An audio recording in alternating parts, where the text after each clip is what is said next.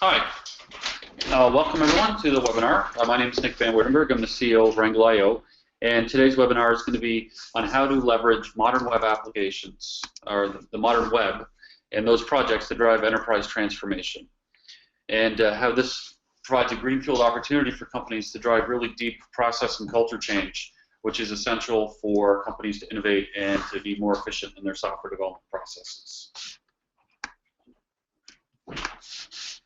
So Rangle.io, for those of you who don't know, we are a lean agile JavaScript development and consulting firm focused on using lean UX and agile development practices to build next generation web applications for and with our clients.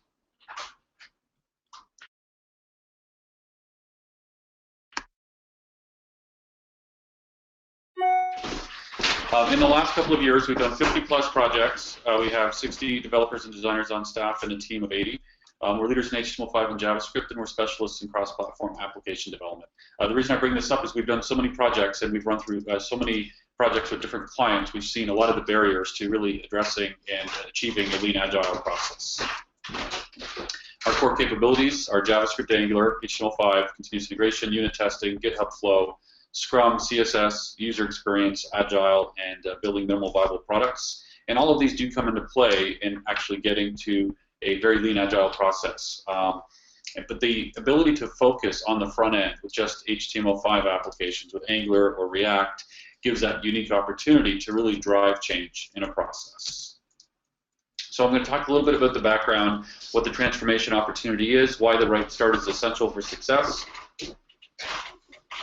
the 5 critical steps required to drive enterprise transformation when leveraging your front-end web projects, and then why greenfield modern web HTML5 applications are unique, and Angular and React being the leading platforms, how they provide innovation platforms to combat disruption in companies.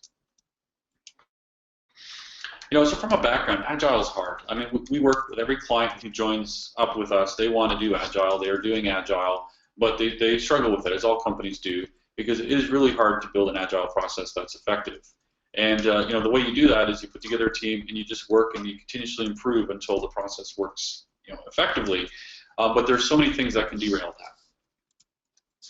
Most Agile transformations falter due to just pure cultural resistance, technical debt in the technology stack. That's often in sort of an unrecognized challenge. It's really hard to be Agile and deliver frequently when every single new small feature you try to implement causes a cascade of regressions and a month of regression testing from the QA department.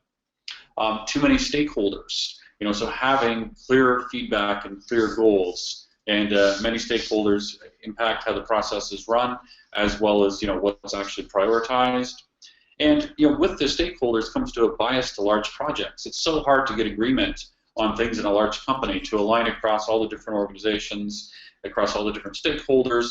That means we only do large projects. And large projects mean large budgets, which means that there's a very formal planning process, and it becomes extremely hard when you actually get into Agile delivery to be Agile, because this large project has engendered all this upfront work that if you want to change anything in the project, you've got to go back and revisit that process, talk to the stakeholders, go through the UX team.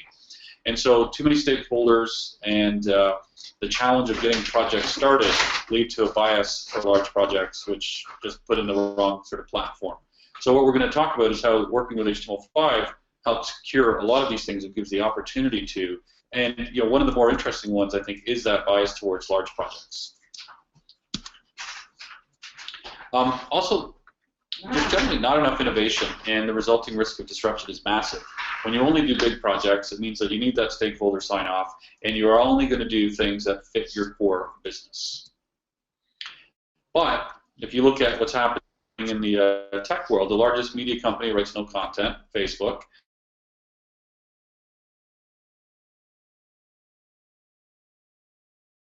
Airbnb.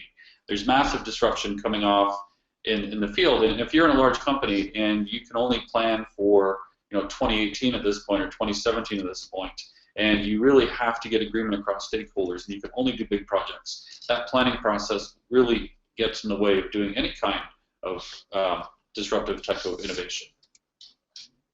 Just as an example, like in the financial services industry, I think a good measure of what companies could be doing from an innovation perspective is what kind of money is pouring into startups. And fintech is just absolutely exploding at the moment. The amount of money going into it, $14 billion in the last 12 months, just a surge. And the number of startups in New York, San Francisco, and Toronto is massive. And if all this money is going into fintech, it's because there's a lot of innovation opportunity there. And it's not happening in traditional organizations. So we want to move to a better agile process, but it's almost impossible in traditional organizations, except now there's this opportunity. So if you look at what drives innovation, portfolio management is a good measure of that. You have your core business and you build against those requirements, and your stakeholders are largely aligned. You have the really disruptive things that are very hard to get alignment: funding, scheduling, justification for in a company. But you may have innovation departments that are going to run those projects, and then you just have crazy ideas. And good portfolio management means that you're running summer projects on all of these, and you're actually funding things that maybe aren't totally justified, and then you're looking to measure them. Now, if you can work smaller and you can work faster, you can take more of these crazy disruptive projects and test them early. You can create lots of small applications, small experiments, try different things. And if you have the right measurement system, you can see if it's actually a good idea. And you can do this without disrupting your core business, because you don't have to do everything in a large-scale, large project. That allows you to innovate, because now you can go from your historical opportunities and go to the reachable opportunities where innovation is happening. Which means that instead of doing microsites, social media, basic extensions to your core options, putting lipstick on a pig, so to speak, you can build new apps, new platforms, go down the route of finding new features, just new ways of reaching out to the market. So the transformation opportunity is to adopt a true lean agile process. So there's been a huge surge of interest in lean startup over the last 3-4 years. And a lot of startups are using this model of building an MVP, a minimal viable product, finding the right way to test and get feedback. But to apply those in a large company tends to be extremely difficult. Again, too many stakeholders, a bias to large projects, and an inability to actually build and test small things. HTML5 in the modern web gives you the opportunity not only to try new agile practices, work from a greenfield fresh start, but it also changes what you can do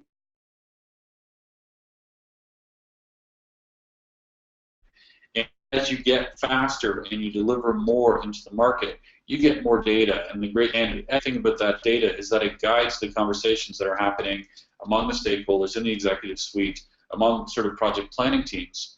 And now you can actually respond to things that are not people's opinions, but actual sort of market data. And this drives a true path to innovation that you can apply and run in almost any organization of any size, because you can now build things that are small and decoupled from your legacy.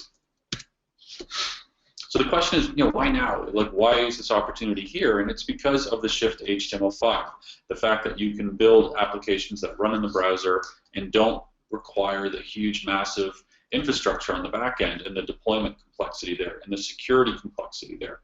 You can have your existing system turned into a platform with a solid set of APIs, and now you can build small applications against that sort of infrastructure and deploy that and get feedback, and you can do that rapidly.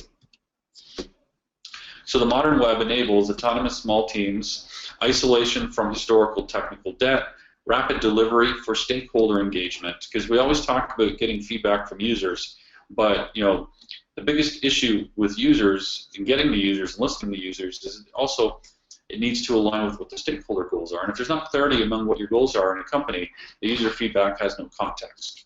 And so you really need to talk to the users and also have that conversation on an ongoing basis to stakeholders and make it meaningful for them, because otherwise they don't have the need, the visibility that they need.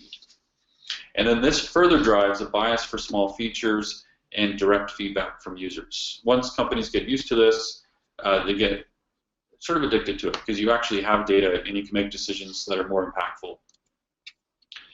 The challenge, though, is the right start. So you've decided, okay, we're going to do a new AngularJS or a React project. We're going to build an HTML5 application.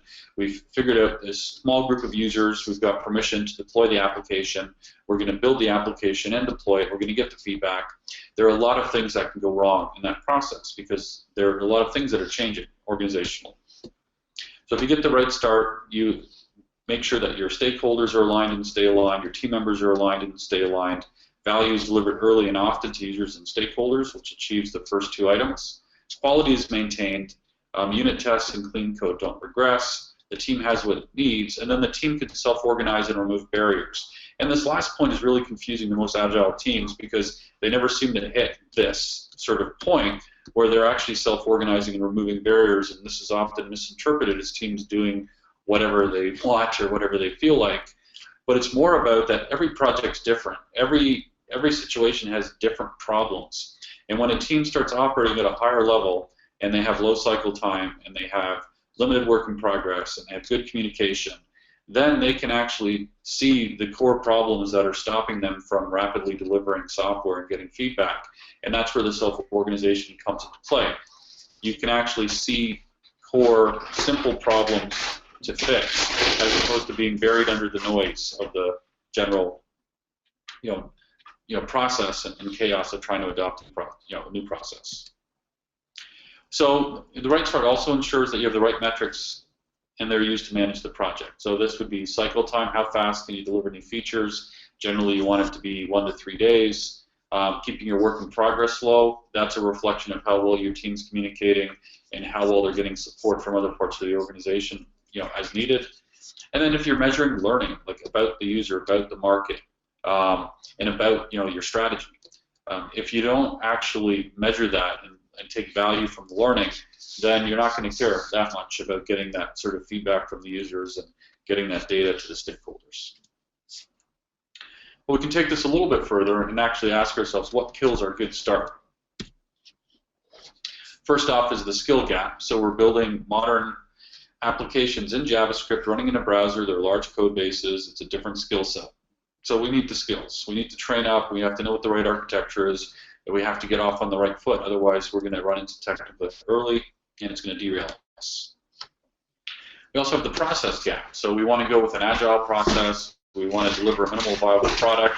Even defining what a minimal viable product is and being comfortable delivering it, that's a huge organizational undertaking. However, it becomes easier if you're delivering smaller features in the context of an experiment that's going to give stakeholders meaningful data, and it's only going to be to a limited set of users. And so you're constraining the risk and maximizing the value. And now you can actually take an MVP approach and test hypotheses and do that as part of your innovation budget. And once you have an MVP that's proven out, then you can go through a second stage in investment prioritization among corporate initiatives. But most important is the behavior gap or the practice gap or the culture gap, depending how you want to describe that. So you're working and you're doing Angular and you're doing the right kind of code. You're sort of following, you think, an agile process. You're trying to build an MVP. However, you're building huge features. You're building too much at once. Your stories are taking 3 weeks to complete, and this concept of delivering small features regularly just doesn't happen. And a lot of that has to do with fundamental behaviors. Writing unit tests are actually good and don't cause problems in your delivery. That means that they're high level, that they're not fragile, that they have the right level of code coverage for your particular project. Running the right process, so you're delivering small features often. Having a commitment to clean code and an elimination of technical debt so that you can actually continue to deliver small features without starting to slow down. You can actually learn and change things without having break huge portions of your application. Continuous integration helps with a lot of this because it automates the feedback process. You're delivering features continuously and you're getting that feedback. It sort of becomes a glue that helps give you that feedback on how your behavior is tracking. And so by measuring the right things, you can help trend behavior. But this can be a massive learning curve. It's not just write tests, it's write the right test. It's not just write features faster and deliver faster. It's write high quality, completely done features delivered in a weekly basis. And people have to believe in it, be comfortable with it, have experience with it, and even one developer on a team of 4 can completely derail this if they can't work together, if they can't communicate, if they don't have the right emotional intelligence, if they're not focused on problem solving. So there's a lot of needed expertise there. And so the skill gap and the process gap, that's typically what you get out of training and from consultants. How do you achieve the behavior gap? How do you cross that? And that's where you look from an organizational transformation perspective of having a small team be successful, actually develop those innate skills, having a skills acquisition model that you're actually looking at. And then when you can have one successful team, you can replicate that. And then you can have multiple successful teams and slowly transform the organization. If you have technical debt, that's not going to work very effectively. I mean, there's period, it's not going to work. That's the HTML5 opportunity. That's the Angular opportunity, the React opportunity. You can have small autonomous teams that are not burdened by legacy process and legacy technical debt, and you can achieve the successes that you need on a project-by-project basis and get that sort of skill, those skills deeply acquired in the organization, and share those and spread those across the teams. So another way of looking at this, and this is all sort of hard-learned experience, but what kills your good start? Because Rangle, we start projects almost weekly. We've delivered 60-plus projects in the last 2 years. We work with new stakeholders all the time, new team members, new domains, new problems. And what are some of the roadblocks? I mean, one is a milestone focus. So, what are the milestones, and are we going to hit those milestones? And then trying to stick to them, as opposed to learning and focusing on value delivered, because it just changes the behavior of everybody on the team. Oh, this week we're supposed to deliver, these features, and that starts to compromise, code quality. That starts to drive a lack of engagement. People don't want to ask questions because that might add scope. They pick the simplest implementation. They start building to, what's not really a spec. It's a user story, but they're treating it like a spec. They're not talking. The product owner's not engaged. And then people try to start solving the problem by writing bigger specs and really going into a mini waterfall process. So the solution is limit the cycle time and focus on value delivered. So you're going to deliver smaller features more frequently, and you're going to get that value delivered and get that engagement from the stakeholders, from the users, and you're also going to get a measure of how your project is going. So now you can start looking at burn down. So you're shifting from milestones to burn down, and you're focusing on cycle time and work in progress. Test quality, that's a difficult one. That's training and mentoring on testing. That's code quality, clean code. Test without clean code doesn't work. Having good architecture is important. It can be an emergent architecture that's driven by developers working together, but it still needs to be there. You want to have high cohesion, low coupling. These are all fundamental software engineering sort of practices, and testing tends to highlight when those start to fall apart. You want to keep technical debt low, and technical debt is something that is really painful. But what's a good indicator of it, a leading indicator of increasing technical debt, is limit your work in progress shooting up. So you have like 15 or 20 stories open at once instead of 4 or 5, and your cycle time. So if your cycle time starts creeping up from 1, 2 to 3 to 5 days, and nothing else has fundamentally changed, it's probably, and there's not a process change, then it's probably technical debt in your software. And you have to take a break, fix it, and get back to having that sort of low work in progress and that low cycle time. Those are the most fundamental factors to indicate that something's going wrong. And so if you focus on those, you can address the technical debt issues or the process issues or the team composition. We'll get to that a little later. The roadblock, internal service teams. Like, you can build the greatest thing, but if you don't have a commitment from the business unit to deploy it, then it's not going to get deployed. If you need to get help, every couple of days or for every feature from your back-end API team, then that's going to be a problem as well. So you want to have teams that are as autonomous as possible. So, for instance, you want to have a designer on your team. You want to have your developers on the team. You want to have the CSS expertise on your team. And you want to have someone who ideally understands the back-end on your team or available as a consultant, immediately as needed. And then you can sort of build out the service level agreement with the back-end team and let the front end team work, pretty comfortably and pretty autonomously. Deployment is incredibly painful. That's going to kill your start. You're not going to be able to get it to users. Building HTML5 only applications that work with in-place APIs allows for easy, rapid deployment, and it's not that hard to get the approval from the different business owners to allow for that, so long as the context and the goals are clear. Your typical planning cycle, we talked about that, so shifting towards innovation metrics can be a great solution for that. So, we want to build something in 2017. It's too hard to figure out what we're going to build. We're going to argue about it. We're going to do just massive projects instead. We're going to do these ambitious boil the ocean initiatives and try to do them agilely.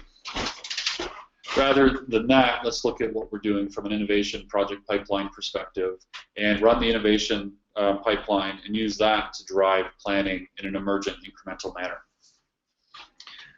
Project approval, the same issue. If you do small projects and you get data and you have clear outcomes for the business, and then you have the commitment to running this kind of a process, then the project approval roadblock goes away. And the data from these innovation projects can be used then to drive further project approval and investment. And then finally, a return on investment. So that's when you're looking at projects and always asking, what's the ROI? Well, sometimes you don't know the ROI. That's why you're doing the project. So looking at the cost of lack of innovation, the cost in building the wrong things, building massive projects that don't deliver value, we want to apply innovation accounting and have that understood and have that drive what we're doing. So how do we get here? How do we get there? We've talked about a lot of different items. It's still quite a difficult endeavor. But going back to the original point, the fact that we're building browser-based applications that allow autonomous teams to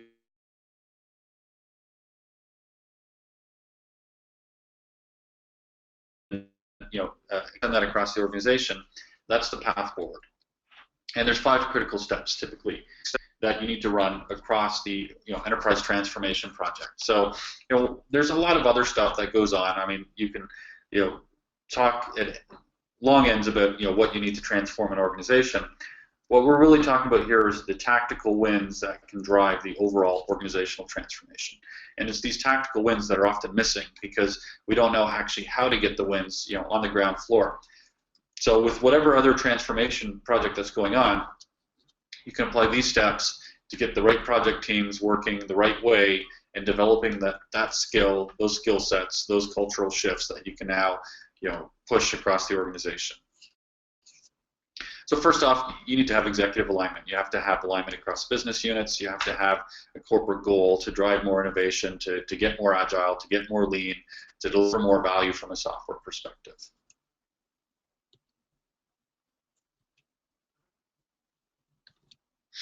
So you want executive buy-in to the innovation process. You want a project pipeline that makes sense. And you want deployment and organizational barriers eliminated to allow for access to users.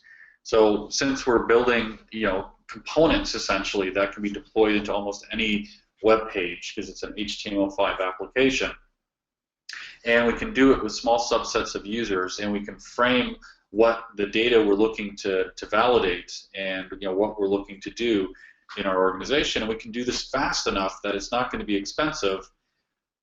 This alignment should be possible because we now have the tools to actually execute against it. The way this typical alignment works is let's create an innovation center, let's pour a couple $100 million into it, and let's just build lots of things. But it's not actually, live, it's not tied to the core business. This allows for innovation that leverages your core business. And you can get the buy-in, I think, fairly easily because you have now a clear path that's going to give the data to the stakeholder. It's going to give them value back. So we know what we want to do. Now, can we do it? So we want to assess our skill gaps, our culture gaps, and we want to get the missing skills in place to be successful. So bringing in the help you need to be successful. Now, this is not training the company. This is not consulting. This is not another project management office. This is not an innovation center. This is a team that has the skills to be successful, to deliver against the innovation projects and the lean agile sort of process goals that we've identified as an organization. Let's solve the team problem. Let's measure their success and take that victory and then take that through the organization. So when we know what the missing skills are, that gives us what we need to fill in. Now we want to define what we're going to do. What is the process? So a lot of this is already in place in a lot of companies, but there are things that are fundamental to the Lean Agile process that need to be measured and improved upon. So you can think of this as a capability maturity process. What is our configuration management goals? What is our Git process or our source control process? What's our UX process? Making sure that none of these are going to sideline our project by introducing a legacy process or a lack of autonomy on the team. One of the big challenges with the user experience process is, again, let's get a better user experience. We build a user experience team. They just do, like workshops and they do focus groups, but they don't actually build software. And the best way to get a good user experience is to build software, learn from the market, and revise it. And so having a UX process that's built into the autonomous team where they can do the UX work, the team can build it, and then they can get the feedback and iterate on the user experience, that's the most powerful process possible. And if you don't do that, then you have a team that's no longer autonomous. You have a team that's tasked to build an application, and they're given a UX document. It's a spec, and that's what they need to work with. And if they have any questions, or even if the feedback comes back from a user that it's not a good process, that user experience document was created months ago, and there's nobody there who actually was involved with the original conversation, and so it has a weight and it has a meaning that the team has a hard time challenging, and so it becomes a blocker. And so figure out what your goals are, and then understand how it's going to take time to get there. Organizationally, what are your 3, 6, 12, and 18-month goals? And we recommend looking at this in terms of project wins, right? So in 3 months, you want a successful project, and you want to understand how it fits in your overall organizational structure, and then look to get a second one and a third one, and then get to the point where you can start to bring some of these process changes, because you've acquired these skills, into now some of your legacy technology spaces, such as your back-end server teams.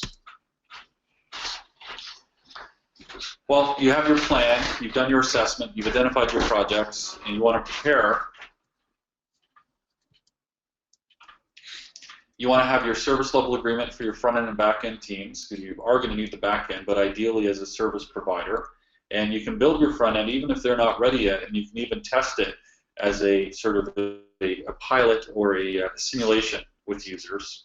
If you have existing code, you want to refactor to enable a Lean Agile process. So if you have technical debt, you got to clean up your technical debt, because if you have it, you're not going to be able to focus on reducing the work in progress, reducing your cycle times, delivering fast to the user, getting feedback, getting the data back to your stakeholders.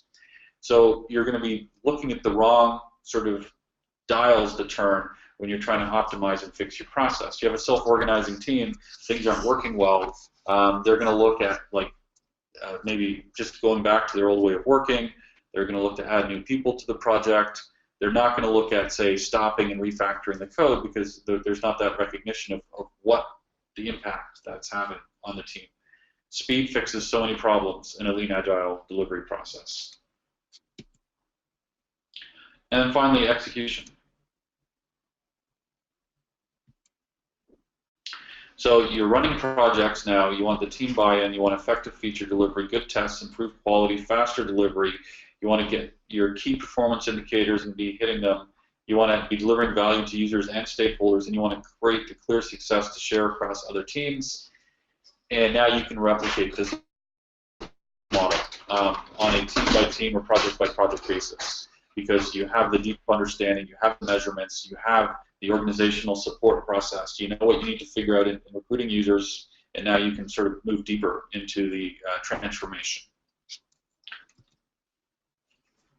So, I mean, the really exciting thing about this is that greenfield modern web HTML5 applications are very unique. I mean, it's a unique opportunity for companies, and I don't think a lot of people recognize this enough. So they bring it in and they start using it, but they use it in the same manner, and they don't really look at it as an opportunity to truly, dig deep and modernize and sort of transform their process.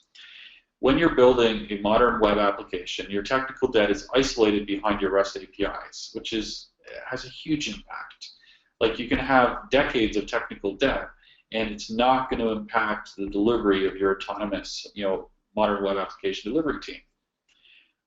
Existing APIs are often sufficient to build against, resulting in low deployment and security complexity. If I'm going to be reusing something that's already in place and deploying it, I'm only deploying static files. I'm building basically a web page with JavaScript. That's the bulk of my app that I'm deploying and getting that feedback and being able to iterate without actually having to touch the back end. Smaller teams can work completely autonomously, which is critical for shifting process and culture. And this allows for a deep commitment to process and culture change in the development process. And it also allows you to bring in the extra skills needed to fill in the gaps. Because it's going to be very tangible, it's going to be very practical, it's going to result in actual specific outcomes rather than just a bunch of binders that get handed out to different development teams to be put on their shelf. And overall, Angular and React are the two dominant frameworks for building modern web applications. These are effectively innovation platforms that companies can use to combat disruption, because you have a new way to build and deliver applications that you can do at a much faster speed, and you can sidestep decades of process and technical debt and actually build these applications and deliver them quickly. It's a complete platform in the browser. That equals independence. That independence is essentially the startup opportunity. Like, startups have that independence. They're not constrained. You can create that same experience within a large enterprise. The team is independent. The team has a path to the market where you've basically blocked and tackled and created a process for them to get access to a group of users, access to a deployment pipeline, and get some support from the back-end team. But the actual cost to the rest of the organization is minimal. But the value from running these experiments, being able to innovate and essentially create these lean startup type products within a large company and deploy it over the existing infrastructure, actually makes a large enterprise a much better innovation center than startups, because you have the massive billions of dollars of investment in infrastructure, customers, and brand, and now you can create startups that would take years of investment or growth, and you can do it in a few months by leveraging this opportunity to really turn your core assets into a platform and now innovate on top of that. So thank you. That is the sort of talk. It's aiming for about 35, 40 minutes. So now that that's finished, we can sort of handle any questions. So let me bring up the questions.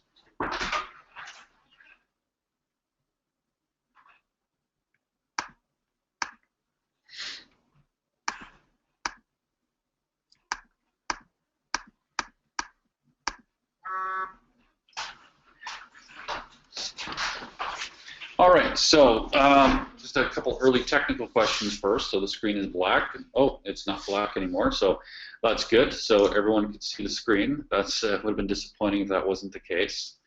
So one of the questions is, how hard is it for companies to actually adopt Angular or React?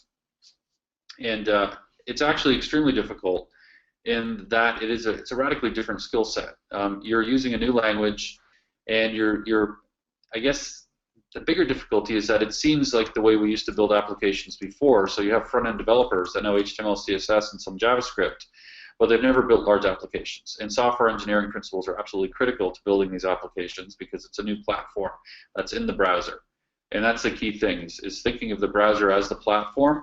And the traditional sort of software systems and APIs is really a platform that you're connecting to and innovating against. So another question just came up. Can you give some examples of innovation metrics? Yeah, that's a great question. So, if you're, say, sitting there and you're thinking about, okay, we have a brokerage platform, and users can make trades, and it's tied into our professional brokers, and someone says, hey, let's do like social investing, and it's like that disrupts so many different stakeholders and aspects of the business that it's going to be hard to get that sort of sorted out. However, there's numbers there that would actually be meaningful and really make that sort of conversation go more effectively. So you want to say, test if somebody is, if they're socially investing, are they going to invest more? Is it going to reduce their need for the brokers? Is it going to change the value of the actual offering? What you can do is build a task, build an application, deploy it, and run it with some users, run it with a user set that's not going to impact your overall business, and answer those questions. And it's not really about user acquisition. It's not about profitability. It's about engagement. It's about people not sort of disrupting the existing business, or if it does disrupt the existing business, what the value is. Another innovation metric would be referrals on a platform. So if you're building a brokerage platform, what are you measuring? Are you measuring just the volume of trades? Are you measuring profit?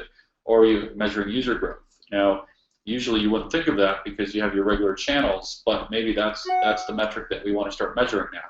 We want to have referrals bring on more users, more customers. Engagement, so how often do people come back to the platform? It really depends on what your business goals are and what you can measure, but the experiments allow you to measure that.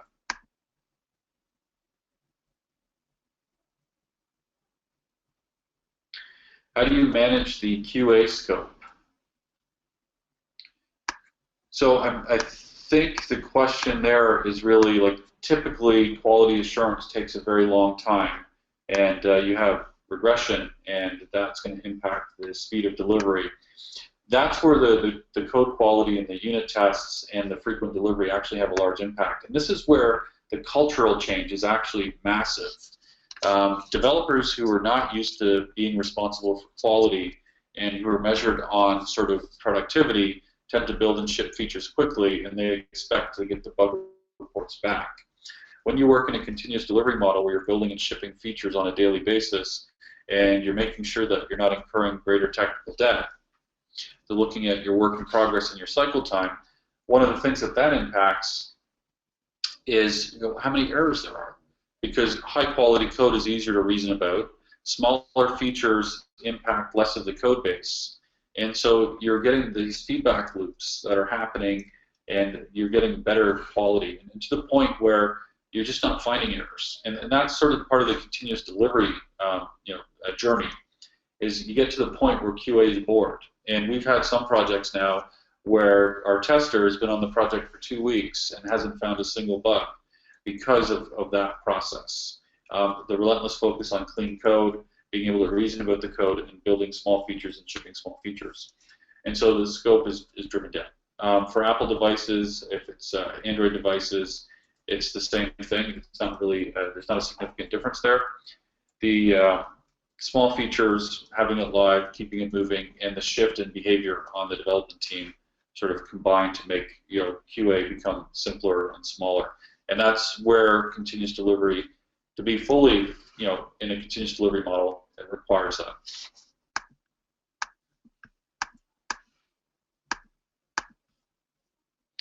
All right, well, I think that's it. So it's 12:42, so that gives people some extra time for lunch or a break. So thank you very much. And if you have any questions, you can email me at nick@Rangle.io. And I hope you enjoyed the webinar, and please share some feedback. Thanks.